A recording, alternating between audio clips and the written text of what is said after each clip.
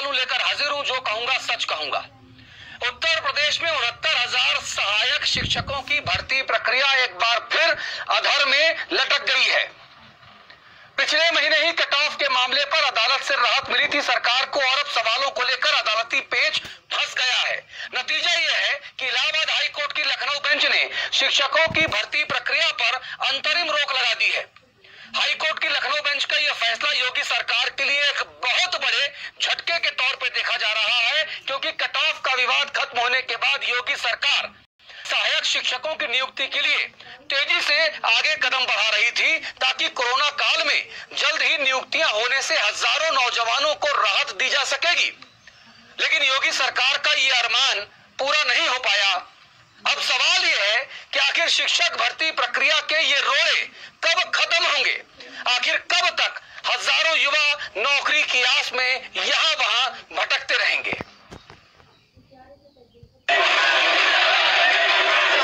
शिक्षकों की पूरी अब कमी हम दूर कर देंगे। उत्तर प्रदेश सरकार खुद चाहती है कि उत्तर प्रदेश में बेरोजगारों को रोजगार न मिले।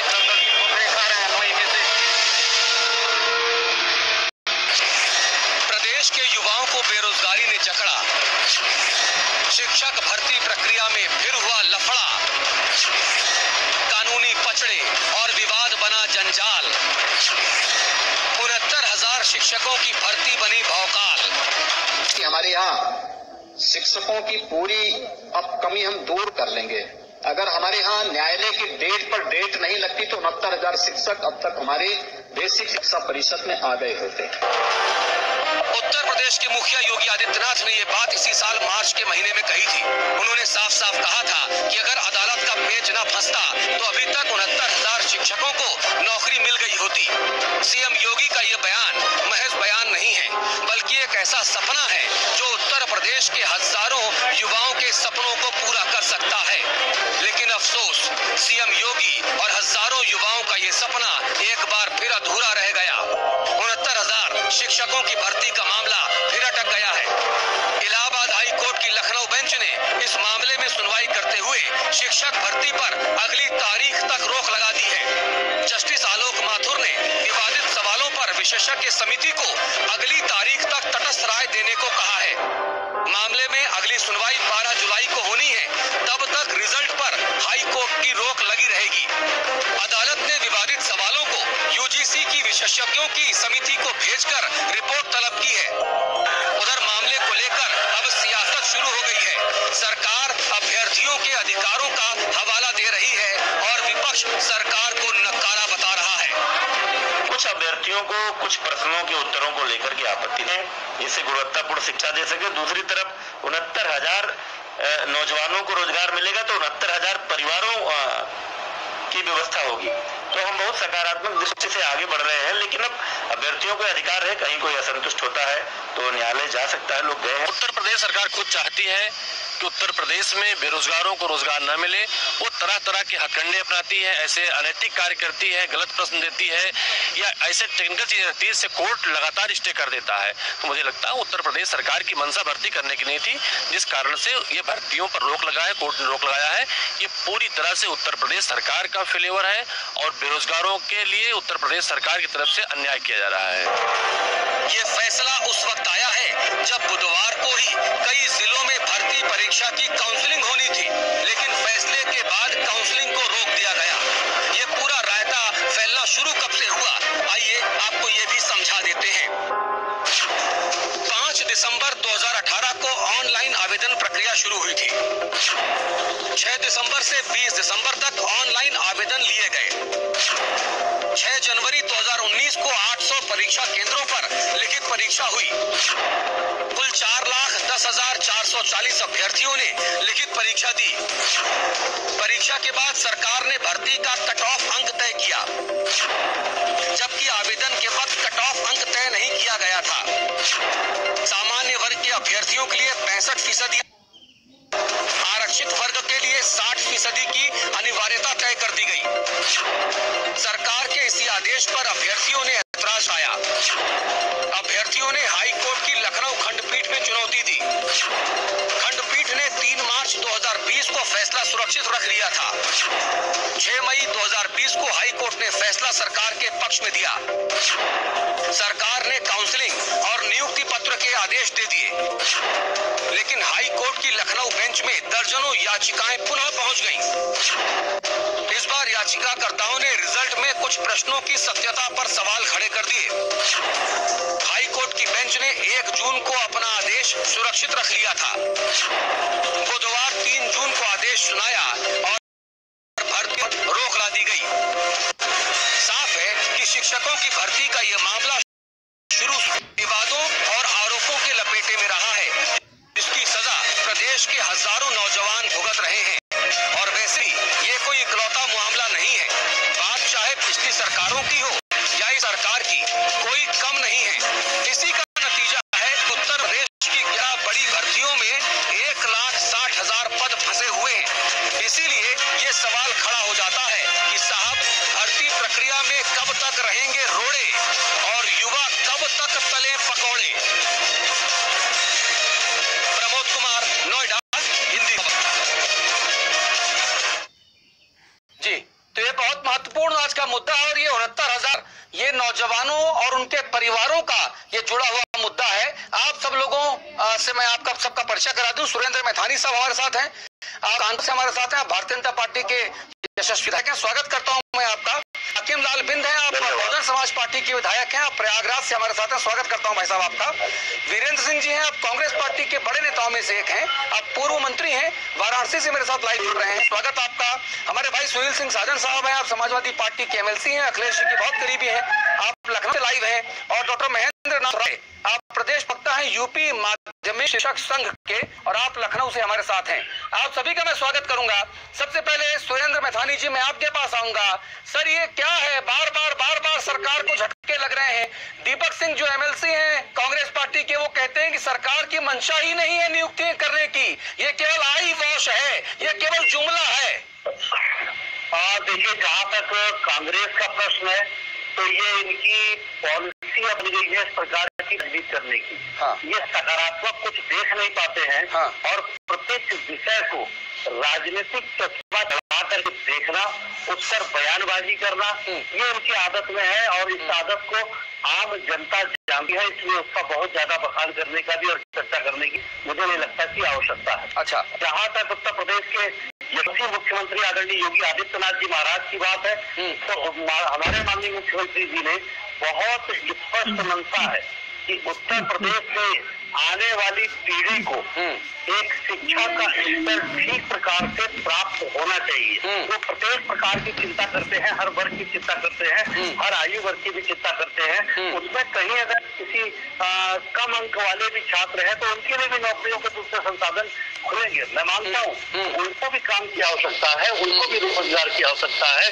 लेकिन उत्तर प्रदेश में 69,000 लोगों को नौकरी देने के लिए संकल्पित हमारी सरकार, आप मानकर चलिए लगभग 3.5 लाख लोग इस 72,000 की नौकरी को पा करके उनके परिवार के लोग इससे उनका पालन पोषण होगा। इतनी बड़ी उपलब्धि उत्तर प्रदेश सरकार को होगी। अब माननीय कोर्ट का जो भी कब राधा नाचेगी साहब, यही तो मैं आपसे समझना चाह रहा हूँ। सबसे बड़ी बात तो कोर्ट का जो आदेश होगा उसके अगेंस्ट कौन जा सकता है? तो पालन करना पड़ेगा। बड़ी विनम्रता से आप बड़े हम लोगों से, मैं आपसे समझना चाहता हूँ कि क्या हाई कोर्ट ने गलत आदेश दिया है? आप लोग सब अच्छा काम कर रहे थे और हाई कोर्ट ने गलत फैसला दे दिया, क्या ये कहना है आपका? नहीं, हाई कोर्ट का फैसला, देखिए कोर्ट पर टिप्पणी अवमानना होती है, मैं कोर्ट पर टिप्पणी बिल्कुल नहीं करता। यही मैं आपसे कहना चाह रहा हूँ, अदालत ने आप लोगों की प्रक्रिया में गड़बड़ी पाते हुए सब चीजों को रोका है ना, तो आप सही कैसे होगा?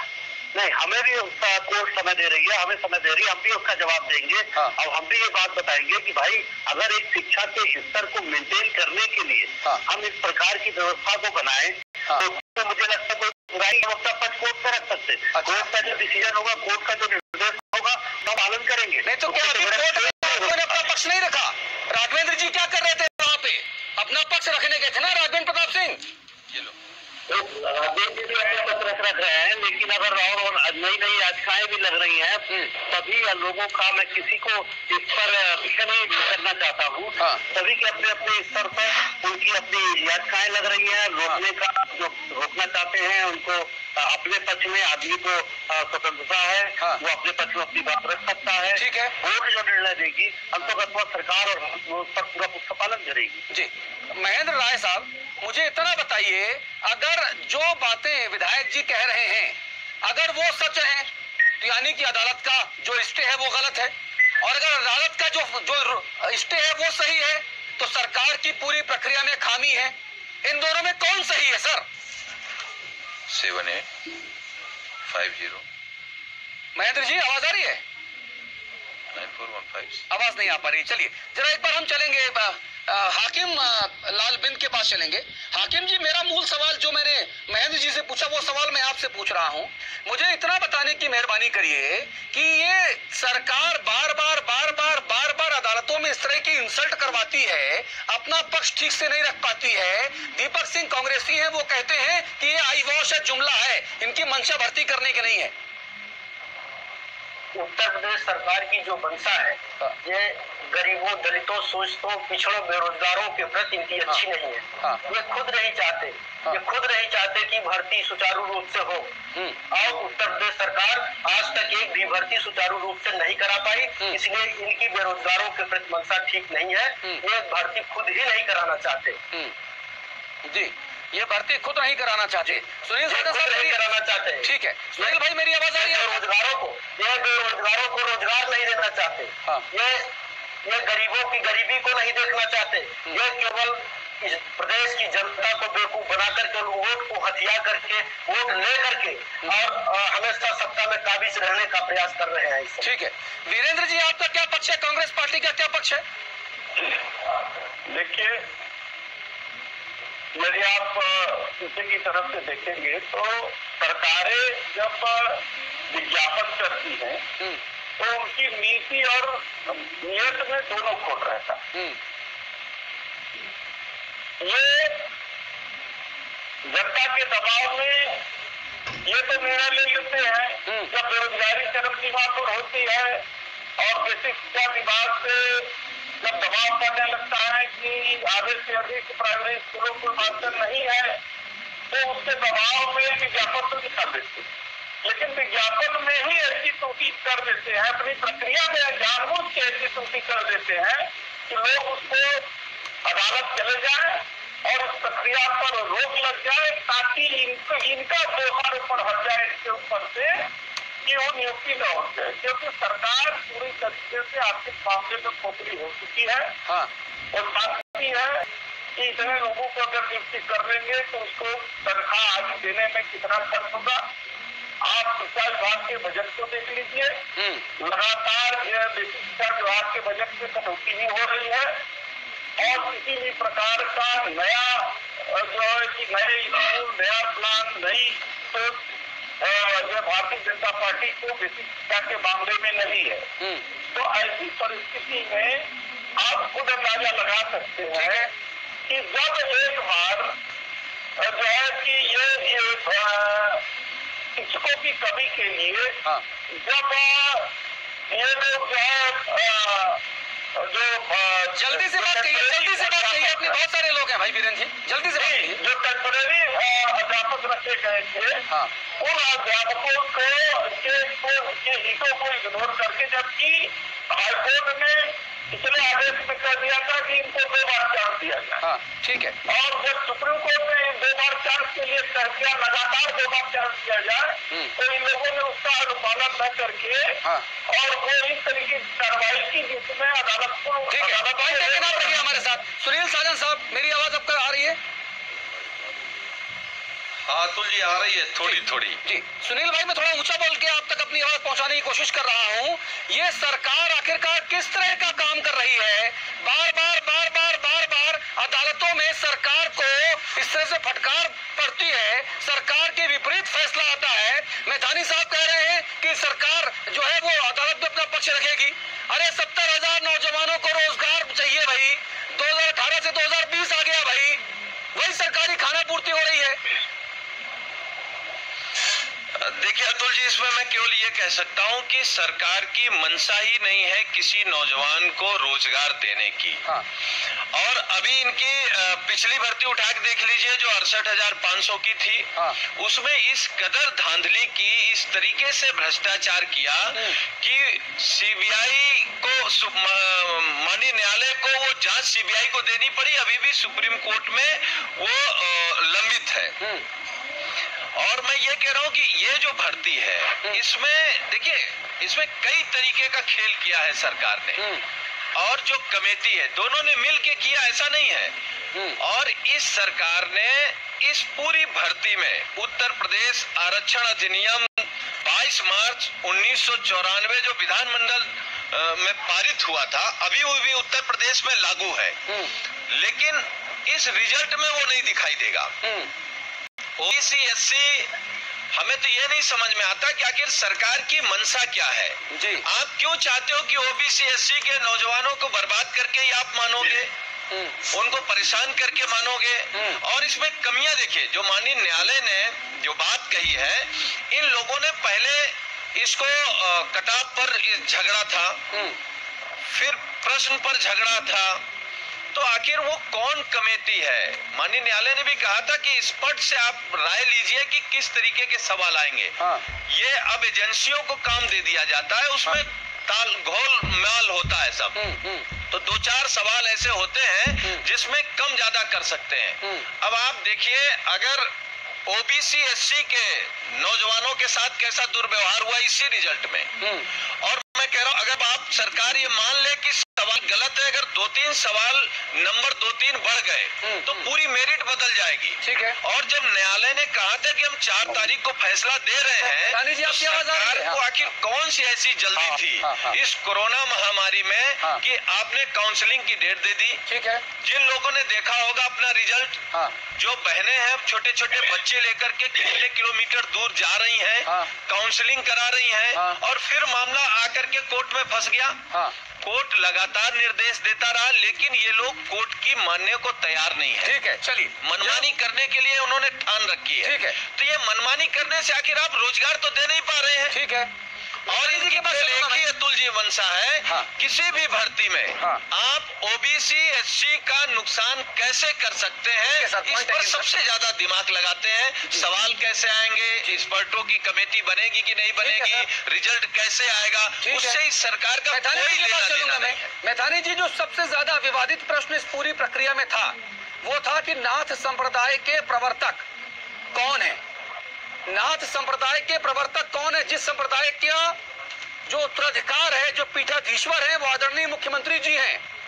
सर्वाधिक विवादित प्रश्न यही है। मतलब कितनी हैरानी की बात है, कितनी शर्म की बात है ये सरकारी बाबुओं के लिए कि इतने आदरणीय पीठ, इतना आदरणीय सन्यासी महंत जो आपका मुख्यमंत्री है, आपने उनके प्रवर्तक के बारे में ही गलत प्रश्न, गलत आंसर वहां पे कोट करा दिया। मैथानी साहब, देखिए, मैं इस बात पहले कहूँ अतुल जी कि जिस प्रकार से सिंधु जी ने विषय रखा, नहीं, पहले मेरे सवाल का बात करें सर, ऐसा नहीं। एक दूसरे से स्कोर सेटल करिएगा, बाद में शो का एंकर मैं हूं, मैंने आपसे सवाल पूछा है विनम्रता से, पहले मेरे सवाल का जवाब सर बताइए क्या पूछा है। मेरा सवाल यह है कि नाथ संप्रदाय के प्रवर्तक कौन है, ये प्रश्न दिया गया। नाथ संप्रदाय पूरी दुनिया में इतना मशहूर, इतना आदरणीय संप्रदाय है। आदरणीय योगी आदित्यनाथ जी पीठाधीश्वर हैं, और सरकारी बाबुओं को शर्म नहीं आई कि आदरणीय योगी जी के नाथ संप्रदाय से जुड़ा सवाल और जवाब वो गलत या संदेहास्पद पूछा गया। आप देखिए, ये व्यक्ति विशेष ने अगर कोई प्रश्न बनाया है तो उसको लेकर के आप पूरे सरकार को और सभी पूरी सत्ता पर प्रश्न चिन्ह नहीं खड़ा कर सकते।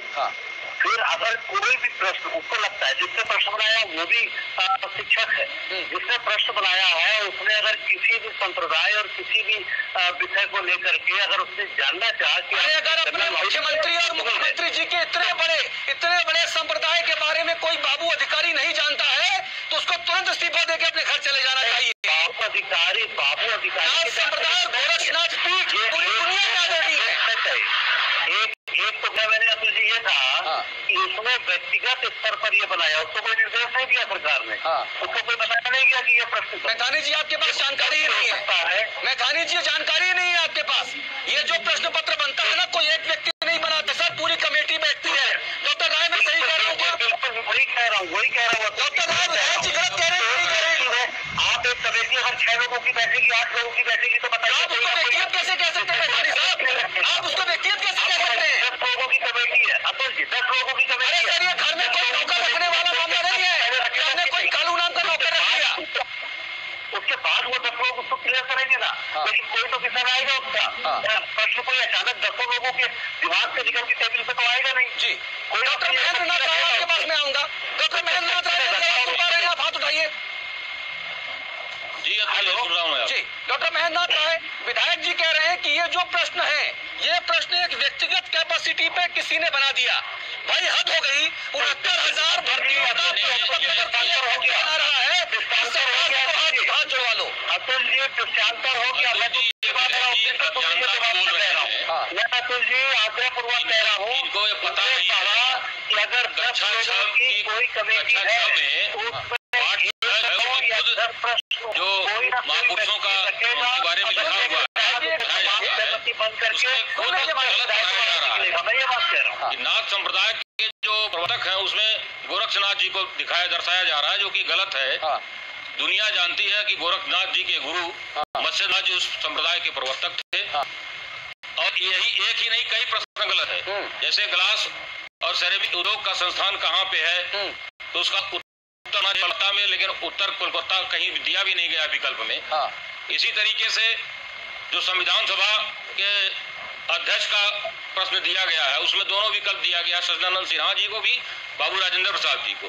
वो दोनों में मतलब भ्रामक प्रश्न बनाने की एक परंपरा बनी हुई है, अपने मन और ये क्वेश्चन ऐसे बनाए जाते हैं कि मेरिट निर्धारित करने की पूरी ताकत अपने हाथ में रहे, और हम अपने हिसाब से अपने लोगों को बार्गेनिंग करते हुए मेरिट को निर्धारित करते हैं। और इसमें यह नहीं एक लंबी एक चाल है, एक प्रक्रिया है। क्योंकि जिम्मेदारी जब तक आप प्रश्न बनाने वाले लोगों पर निर्धारित नहीं करेंगे, उनको दंडित करने की कोई प्रक्रिया निर्धारित नहीं करेंगे, उनको दंड नहीं देंगे, तब तक यह खेल होता रहेगा। सरकारों का भी मूड यही है कि नियुक्ति करते हुए दिखना चाहिए, नियुक्ति करने की कोई इच्छा शक्ति नहीं है। माननीय न्यायालय के दोष मढ़कर नियुक्ति प्रक्रिया को रोकने का एक कुचक्र रचती जा रही सरकारें। इसमें सोची समझी रणनीति है। जब न्यायालय का व्यू था, न्यायालय का निर्णय था, माननीय न्यायालय का, कि आप विशेषज्ञों से प्रश्नों का उत्तर निर्धारित कर लीजिए और उस पर आप मूल्यांकन करके मेरिट बनाइए। तो उस पर अपने मन से जो भी समझ में आया, विशेषज्ञ कहाँ से लाए, कौन विशेषज्ञ थे। और अभी माननीय लखनऊ जो उच्च न्यायालय है, इनका जब मत था कि 4 तक ये निर्णय करना था, तो इतने आनंद फानन में रिजल्ट घोषित करके काउंसलिंग कराने का, इस गर्मी में, महामारी में बच्चों को लेते हुए महिलाएं तमाम भटक रही हैं, इसका क्या मतलब है? केवल आपको उपयोग करने का कोई बहुत आपकी मंशा नहीं स्पष्ट नजर आती है। आप रहिए हमारे साथ। केवल बेरोजगारों को छला चाहते हैं। आप रहिए हमारे साथ। बेरोजगारों के साथ एक राय साहब आपकी बात समझ में आ गई। जो मैथानी साहब के पास चलेंगे, कहिए राय साहब रुकिए एक मिनट। मुझे उचित नहीं लगता। देखिए अपने जीवन में त्रुटियां हो रही है, बैंक होता उसमें अतुल जी जिस प्रकार की ये लोग डिबेट कर रहे हैं, मुझे तो लगता है कि कोर्ट जो डिसीजन देगी उसका तो पालन हम सबको करना पड़ेगा, ये हो या हम हो। जी सर। लेकिन उसके पहले ये फांसी को न होने देने की प्रक्रिया बनाते हैं। अच्छा। ये नहीं चाहते कि नौजवानों को रोजगार मिले। इनका ये कहना, चाहे वो बिंद जी हो और चाहे हमारे ये दूसरे मित्र वीरेंद्र जी कांग्रेस के मित्र हमारे, दोनों लोग क्या कह रहे हैं आप कल्पना करिए। साजन जी ने भी कहा, साजन जी को मैं ध्यान दिलाना चाहता हूँ पिछली सरकार में आपने क्या किया। अरे अभी तो सरकार में आया, आप भी वही काम कर रहे हैं क्या जो उन्होंने किया, को रोजगार दिया, पूरे उत्तर प्रदेश को छोड़ दिया। ये तरीका एक सूबे के सूबेदार का काम करने का। बताइए, इस तरीके से 3 साल पुरानी सरकार के विधायक अगर पिछले सरकार के कामकाज गिना रहे हैं तो फिर मुझे कुछ नहीं कहना है। प्रवक्ता है समाजवादी पार्टी के मित्र है हमारे, लेकिन अगर हमारी सरकार में जब अपने बेईमानी और भ्रष्टाचार का कोई जवाब नहीं है तो इसलिए ऐसा बात कर रहे हैं। आने के लिए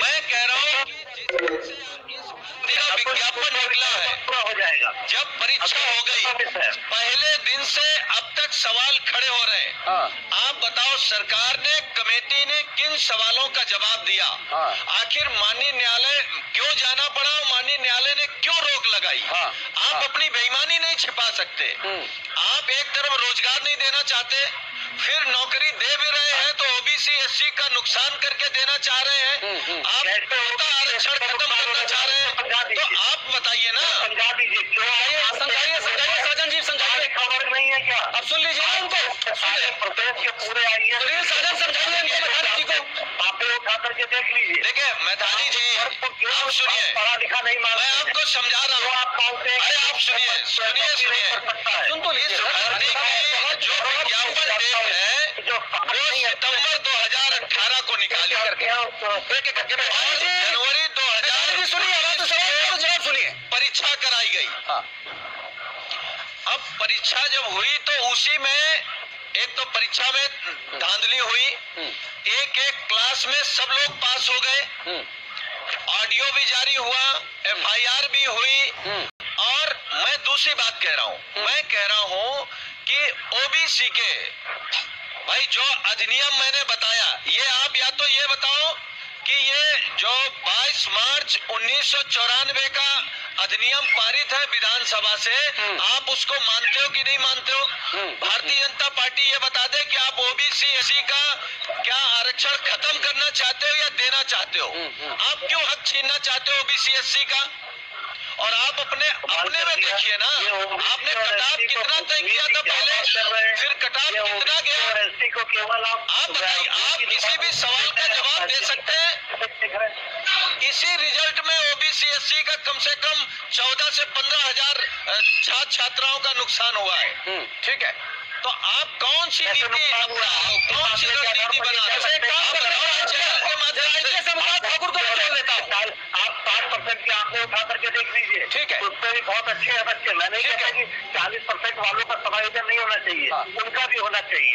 अगर शिक्षा के स्तर को ठीक प्रकार से करने का काम कोई सरकार करे और साथ में ये भी सोचे कि 40% और 45% के भी 40% के बच्चों को भी कोई रोजगार के पगन को सृजन किया जाए, तो इसमें क्या गलत बात है?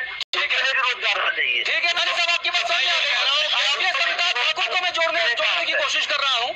आईपीएस अमिताभ ठाकुर को मैं जोड़ने की कोशिश कर रहा हूँ। एक पढ़े लिखे बहुत विद्वान आईपीएस ऑफिसर हैं, और ना वो इनके हैं और ना वो उनके हैं। वो तो खुद में अपने सिंगल इंडिविजुअल हैं और वो जनता के हैं। तो आईपीएस अमिताभ ठाकुर मेरे साथ जुड़ेंगे अब से कुछ मिनट बाद, और मैं उनसे बात करके समझने की कोशिश करूंगा कि आखिरकार ये जो पूरा घोर माठा हुआ, इसमें गड़बड़ी क्या हुई। डॉक्टर महेंद्र, मैं आपके पास फिर से आना चाहता हूं। मुझे इतना बताइए, ये 68,500 की जो भर्तियां थी उसको बढ़ाकर 69,000 भर्तियां करने की जो बात कही गई, तब भी गड़बड़ी हुई, एक बार फिर से गड़बड़ी हो गई। अभी अमिता त्रिपाठी ने आरोप लगाए, तब सोनिका सिंह नाम की जो अभ्यर्थी है वो हाईकोर्ट गई। इन दोनों में डिफरेंस क्या हुआ? तब क्या गड़बड़ी थी, अब क्या गड़बड़ी हुई, या दोनों एक जैसे हैं? अतुल जी, पहले जो था वह गलतियां थी प्रश्न के उत्तर के विकल्प में। अच्छा, उस पर प्रश्न मार्क लगा था। अब की बार जो प्रश्न मार्क लगा है कि प्रश्न ही गलत है। अच्छा, प्रश्न ही गलत है। जैसे संविधान सभा का अध्यक्ष कौन है? संविधान सभा का अस्थायी अध्यक्ष है सच्चिदानंद सिन्हा जी और अस्थायी अध्यक्ष अमिताभ ठाकुर साहब। मैंने आज आपको इस चर्चा में इसलिए जोड़ा क्योंकि हम लोग बहुत सारे मुद्दों पे केवल राजनीतिक बातें करते हैं और हम मुद्दों को किसी सार्थक निष्कर्ष तक नहीं पहुंचा पाते हैं। आप इस केस को शुरू से फॉलो कर रहे हैं, एक आईपीएस ऑफिसर के तौर पे भी, एक एक्टिविस्ट के तौर पे भी, एक समाज सेवी और प्रबुद्ध जागरूक नागरिक के तौर पे भी। इस पूरे मामले में पेंच कहाँ है ठाकुर साहब? देखिए, जहाँ तक मैं समझ पा रहा हूँ, क्योंकि मुझे तमाम अभ्यर्थियों ने बहुत सारे फैक्ट दिए हैं, बहुत सारे एविडेंस दिए हैं। तो वो फैक्ट और एविडेंस ऐसे हैं जो मेरा मानना है जिसमें एफआईआर होने की जरूरत है, जिसमें विवेचना की जरूरत है, क्योंकि बहुत ऐसे फैक्ट हैं जिससे ऐसा लग रहा है कि एग्जाम शुरू होने के पहले ही पेपर लीक हुआ। इस बात की सही संभावना दिख रही है। 11 बजे एग्जाम हुआ, 10:30 बजे लोगों के पास व्हाट्सएप आ गए, इसके अच्छे एविडेंस हैं। उसके अलावा जो प्रक्रिया है उसमें भी कई सारे और फैक्ट आए जा रहे हैं, बताए जा रहे हैं। तो ये पूरी बातों को लेकर ऐसा लगता है कि मामले में गड़बड़ी की अच्छी खासी आशंका है, जिसकी जांच की जरूरत है। जी मैंने थाना कमलगंज प्रयागराज में FIR में सूचित किया हुआ है, शिकायत दी है FIR के लिए। अभी FIR दर्ज नहीं हुई, लेकिन मैं चाहता हूँ कि FIR दर्ज हो, जो सच्चाई वो सामने आवे। जी, एक सीनियर IPS, आप जैसे एक सीनियर IPS ऑफिसर को अगर एक FIR दर्ज कराने में इतनी झंझावातों से जूझना पड़ रहा है, तो इसका संकेत क्या? देखिए, मेरा यह मानना है कि क्योंकि अनियमितताएं इस प्रकार की बताई जा रही है और साक्ष्यों को साक्ष्यों के साथ बताई जा रही है, तो जिस पूरे प्रक्रिया की तीव्रता पे स्थिति पे एक व्यापक प्रश्न चिन्ह लगा रहा है, तो उसकी तफ्तीश, उसका अनुसंधान पे FIR दर्ज होने के बाद ही हो पाएगा। फैक्ट फाइंडिंग इसका आवश्यक दिखती है।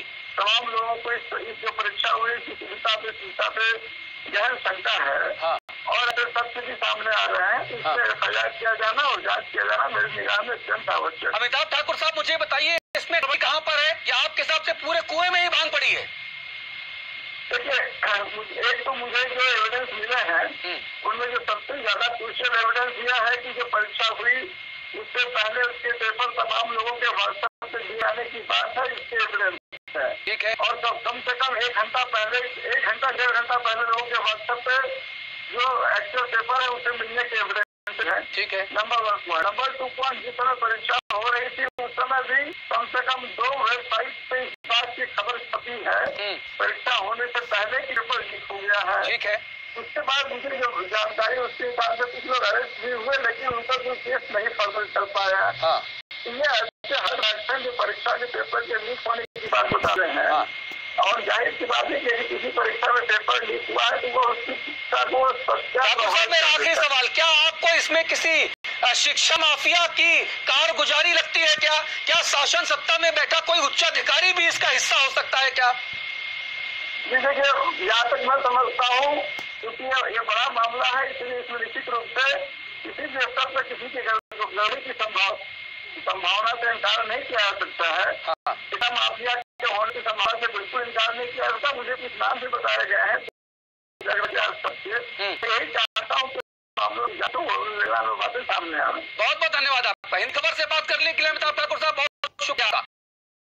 आपने पहले पर्चा लीक होता है, व्हाट्सएप पे पर्चा दौड़ता है, शिक्षा माफियाओं की मिली भगत की बात आती है, और आप कह रहे हैं कि सब कुछ यूं ही नहीं है, सब कुछ ठीक है।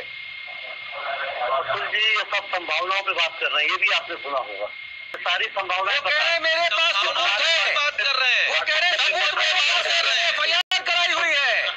अरे भाई बातें करने वाले FIR नहीं करा था, उसकी मंगवा लीजिए। अगर ये होगा तो फिर इन्होंने कोर्ट में क्यों नहीं दाखिल किया? कोर्ट भी रास्ता है इनके पास, एक FIR नहीं हो रही है, इस बहाने से आप पति गली से नहीं भाग सकते। आप बेईमानी करेंगे, आप भ्रष्टाचार करेंगे, आप कोर्ट से नहीं डरेंगे, और बेईमानी करने के बाद भी कहेंगे अगर किसी को दिक्कत है न्यायालय चला जाए। राहुल जी आपकी बात नहीं कर रहा, जो बैठे हैं हमारे मित्र, उनके पास एक ही एजेंडा है कि ये भर्ती किसी तरीके से 69,000 लोगों की ना हो पाए। अरे सर आप करवाई नहीं पाए, क्वालिफिकेशन के आधार पे हो, नंबरों के आधार पे हो, अनुसूचित और पिछड़े को आपके हिसाब से ना हो, रहना देना चाहते हैं। ये सोच आपकी खराब है। आप तथ्यों पे क्यों नहीं बात कर रहे हैं? मैं आपको बताऊंगा, हजारों लोग को बताऊंगा, भाई आप अधिनियम को अपडेट देंगे, आप आरक्षण खत्म कर देंगे, और 40% आप कौन सी प्रक्रिया आप नियमानुसार कर रहे हैं? चाहिए सबके लिए नौकरी की व्यवस्था होना चाहिए। लेकिन भाई केवल रोजगार हकीकत में कब आएगा? क्या काम करना पड़ेगा ना सर, ये से क्या होता है? क्या आप शिक्षा के स्तर को और अच्छा नहीं करना देना चाहते हैं? जो एजेंसी है आप उनको भी नौकरी की बात कही है। मैं समझता हूँ कि 40% और 35%, 25% वालों को भी नौकरी मिलनी चाहिए। मैं प्रबल हूँ इसका। ठीक है, डॉक्टर महेंद्र राय, पिछड़े हैं, डॉक्टर महेंद्र राय के पास में डॉक्टर महेंद्र राय, मुझे इतना बता दीजिए, अगर पर्चा लीक हुआ क्षेत्र में मैथानी साहब, एक स्तर आपके पास मैथानी साहब ठीक है, उपलब्ध है, मैथानी अरे झूठ बोलना बंद करो। अरे मैथानी साहब मैं समझ गया भाई पूरी बात आपकी। आप उपयोग कर लीजिए। मैथानी साहब, मैथानी साहब, किसी माध्यम से मैथानी साहब, आपकी जो मंशा है, मैथानी साहब भी उसी कुएं का पानी पी के आए जिसमें भांग पड़ी है, जाते हैं सब लोग। कब तक बोलते रहेंगे? मैथानी साहब आपकी मैं समझ गया, आप ये चाहते हैं भारत विश्व गुरु बने, उत्तर प्रदेश उत्तम प्रदेश बने, दूध दही की नदियां बहे, योगी जी बहुत बड़े बहुत ऊंचे संत हैं, वो उतने बड़े जो है वैश्विक गुरु बने, ये सब हम भी चाहते हैं सर। लेकिन चाहने वर से क्या होगा सर, काम करना पड़ेगा। और इन नियुक्तियों में भ्रष्टाचार हुआ, ये उजागर हो रहा है। आप माने और चाहे ना माने। 70,000 की कैंसिल होने से देखना राय देना चाहते हैं आप? मित्रों से पूछ रहा हूँ अतुल जी, आप अरे तो क्या भ्रष्टाचार कर रहे हैं? भ्रष्टाचार करके और शिक्षकों की भर्ती करेंगे आप? दिया जाए आपकी तरह ये समाजवादी पिछली सरकार की तरीके से, क्या एक जिले को ही केवल पूरी भर्तियों में लाभ दिया जाए? क्या बात कर रहे हैं? अरे आईने देखते हैं कभी। हाकिम लाल के पास चलूंगा, हाकिम लाल भ्रष्टाचार के खिलाफ है, हाकिम लाल के पास भर्ती प्रक्रिया। केवल हाकिम जी के पास चलूंगा मैं, हाकिम जी के पास प्रयास कर रहा हूँ। हाकिम जी, ये मैथानी जी या सत्ताधारी दल के लोग ये सुनना क्यों नहीं चाहते हैं सवाल? ये कौन सा माहौल बना दिया है हमने? इस सवाल पूछने पे हम मुंह में ताला लगा देंगे, हम बात ही नहीं सुनेंगे किसी की। अतुल जी,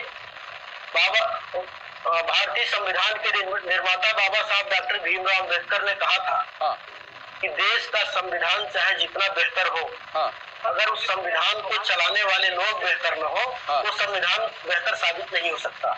तो आज इस प्रदेश में और देश में बैठी हुई सरकार ठीक ढंग से संविधान को चलाना नहीं चाहती, और इसलिए जो है सारी भर्ती प्रक्रियाओं में इनकी रोक माननीय न्यायालय द्वारा रोक आ जा रही है। और निश्चित रूप से ये संवैधानिक ढंग से जब तक ये भर्तियां नहीं करेंगे, निश्चित रूप से हमेशा ये माननीय न्यायालय द्वारा रोकी जाएगी भर्तियां। इन्हें सबसे पहले भारतीय संविधान के आधार पर संवैधानिक ढंग से भर्तियां करनी चाहिए।